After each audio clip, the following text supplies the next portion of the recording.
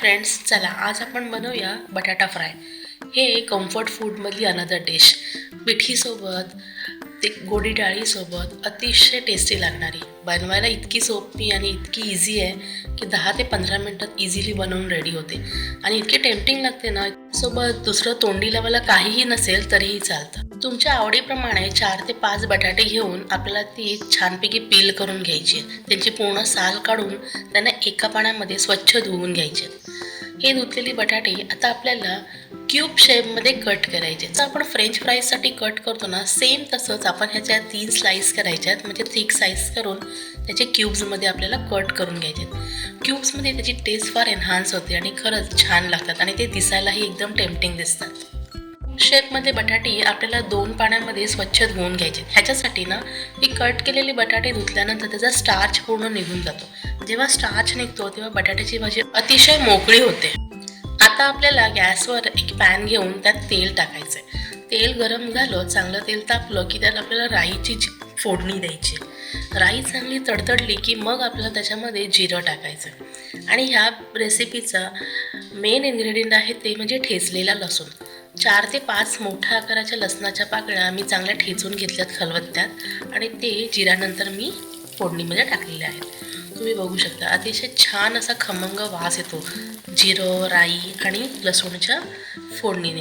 आता मी फोडणीत 5 ते 6 कढीपत्त्याची पानं टाकली आहे। फोडणीत टाकलेल्या लसणाचा कच्चा वास जाईपर्यंत फोडणी परतून घ्यायची आहे आणि आता आपण पाण्यात भिजवलेले जे बटाटे आहेत, बटाट्याचे क्यूब्स आहेत, ते ह्या फोडणीत टाकूया। बटाट्याचे क्यूब्स फोडणीत टाकल्यानंतर ते चांगलं आपल्याला परतून घ्यायचं आहे, म्हणजे जी फोडणी आहे, जे आपलं जिरं राई आहे, ते पूर्ण बटाट्याला त्याची कोटिंग होईल आणि आपल्याला हे झाकण ठेवून वाफेवरती शिजू द्यायचं आहे। त्याच्यात अजिबात आपल्याला पाणी टाकायचं नाही आहे। हे पूर्ण बटाटा फ्राय आपल्याला वाफेवर शिजवायचं आहे, त्याच्यामुळे मध्ये मध्ये झाकण काढून आपल्याला हे सतत ढवळत राहायचं आहे। सी टू इट की बटाटे खाली लागणार नाही। तेल चांगलं तापवून घेतल्यामुळे बटाटे शक्यतो खाली लागत नाही, तरीही वाफेवर शिजवताना आपल्याला मधून मधून ओपन करून बटाटे ढवळत राहायचे आहेत। 5 ते 7 मिनिटांनी बटाटे 80% कुक झालेले आहेत। आता आपण ह्यात घरातले बेसिक मसाले टाकायचे। अर्धा चमचा हळद टाकलेली आहे, इथे मी 1 चमचा काश्मीर लाल तिखट टाकलेलं आहे, त्याच्यानंतर अर्धा चमचा मी ह्याच्यामध्ये धणे पावडर टाकलेली आहे आणि तिखटासाठी इथे मी मालवणी मसाला वापरलेला आहे।